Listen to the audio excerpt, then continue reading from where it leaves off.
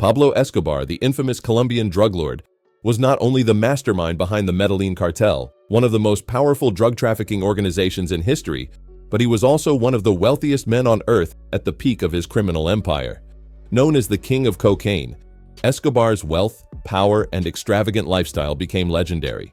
His life, full of excess and indulgence, was as complex and dangerous as the criminal empire he built. He was a man who amassed billions of dollars, lived in mansions, flew in private planes, and surrounded himself with luxury, all while maintaining a ruthless grip on power. At his peak, Escobar's estimated net worth hovered between $30 billion and $60 billion, making him one of the richest men in the world during the 1980s. This fortune wasn't made through conventional means. It was the result of Escobar's brilliant but brutal drug trade operations, which smuggled vast amounts of cocaine into the United States and other countries.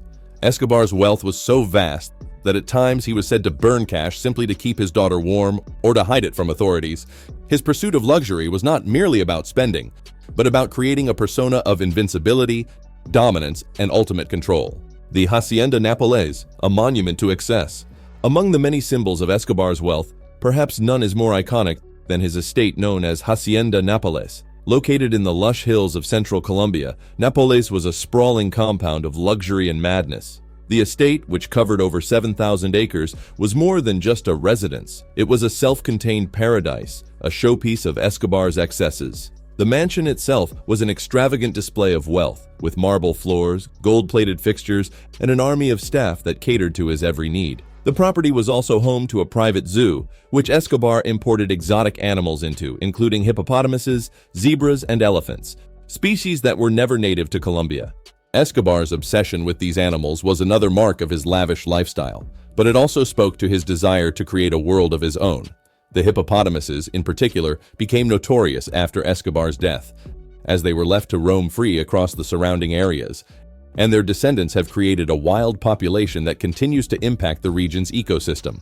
For Escobar, the idea of importing exotic creatures was about asserting his power. He was creating a kingdom where the rules of nature, just like the rules of society, were his to break. On the estate, there were also several luxurious features that only a man of Escobar's stature could have afforded.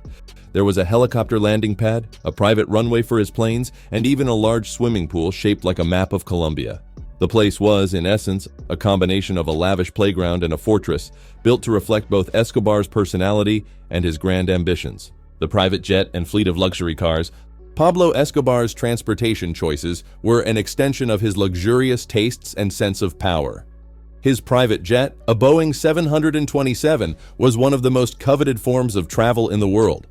The aircraft was outfitted with the finest materials, sumptuous leather seats, gold accents, and custom-designed furnishings that exuded opulence.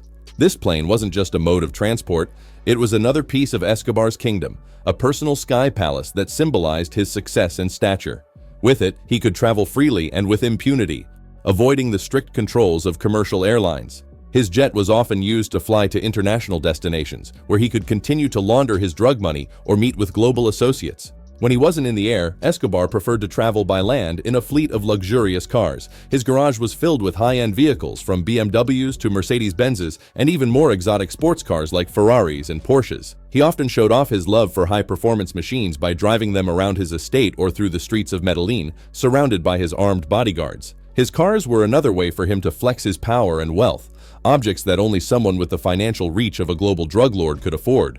But Escobar's love for vehicles didn't stop there. He was known to have a fleet of motorcycles as well, including luxury brands such as Harley-Davidson. In many ways, the cars and bikes were not just a means of transportation, they were symbols of his freedom and status in a country where law enforcement was either too corrupt or too afraid to stop him. The palatial mansions and safe houses. Escobar's taste for luxury wasn't limited to his estate at Nápoles. He also owned several other multi-million-dollar mansions throughout Colombia and abroad.